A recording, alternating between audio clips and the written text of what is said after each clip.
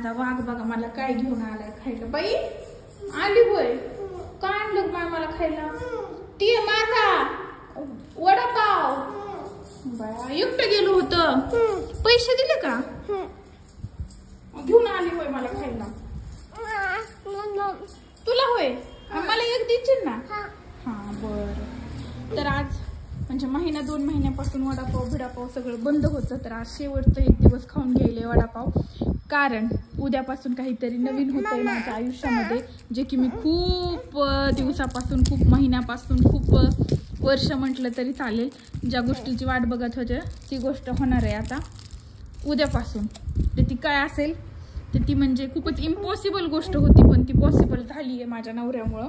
तर ती मी तुम्हाला सांगेल उद्याच्या व्हिडिओमध्ये. त्याच्यामुळे मी आज शेवटचं वडापाव आणायला लावले त्यांना. इथं खूप शो, इथं तिकडून वरच्या साईडने. हां ते खूप शो. पिया आता ओढून ह्याने. येतंय का? आमचं बाहेरचं आता ना बंदच होतं. तर आज खूप दिवसांनी वडापाव आणले. तर मला असं वाटायला मी कधी खाईल. तर म्हणजे आज पण मी खाते, कारण म्हटलं ठीक आहे, म्हणजे एवढं पण नाही खाऊ वाटत आहे, पण मी मुद्दामूनच म्हटलं की आज खाऊया म्हणून. कारण उद्यापासून बिलकुल काहीही जमणार नाहीये, कारण एवढा पैसा स्पेंड करायचा आहे, त्याच्यामुळं त्याचा रिझल्टही आणायचा आहे. तर काय करणार आहे, कसं करणार आहे, काय जे की माझं स्वप्न होतं खूप दिवसापासूनचं, पण ते अचानकच असं एकाच दिवसामध्ये चेंज झालं. म्हणजे नाही का, ते स्वप्न खरं झालं. तर म्हणजे ते तुम्हाला वाटेल की जो काहीच मोठं स्वप्न लोकांचे हेलिकॉप्टर विमानं घेण्याचे स्वप्न असतात, माझं तेवढंही मोठं स्वप्न नाही. माझ्या अवकाती बाहेरच म्हणता येईल. कारण तुम्हाला समजेल मी जर थोडं हिंट वगैरे देते मी तुम्हाला.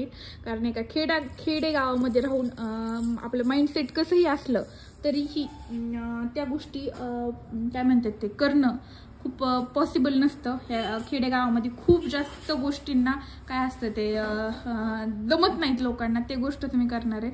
जमत नाहीत म्हणण्यापेक्षा ते अलाउड नसते घरून बाहेरून एक्सेट्रा एक्सेट्रा एक्सेट्रा. पण तुम्हाला तर माहिती आहे आमची फील्डच अशी पहिल्यापासूनच.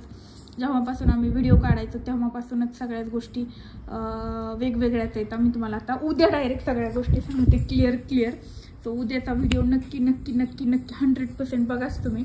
तर तुम्हाला कळेल माझं काय स्वप्न होतं, काय नाही, काय पूर्ण व्हायले, काय हे सगळ्या गोष्टी तुम्हाला उद्याच कळतील. तर आता मी पहिलं वडापाव खाऊन घेते. आमच्या गावामध्ये पहिल्यांदाच हे असलं वडापावचं दुकान झाले.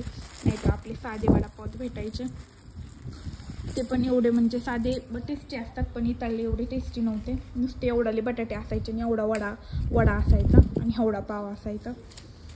पण हे आता आले ते आमच्या नेटमूडमध्ये, सो चांगली गोष्ट आहे. तर चला मी खाते आता आणि उद्या सांगते तुम्हाला नेमकं काय.